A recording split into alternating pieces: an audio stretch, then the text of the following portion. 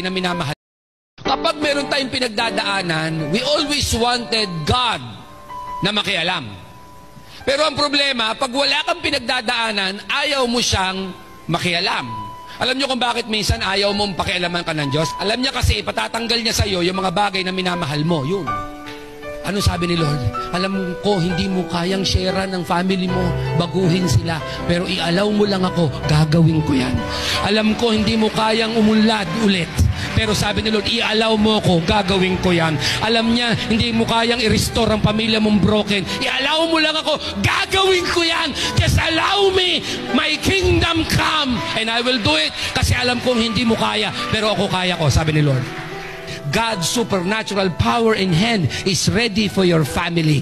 God's financial breakthrough is ready for you. God is already preparing that for you. And in fact, it's already prepared. All you have to do is say, God, I have... Kapag meron tayong pinagdadaan,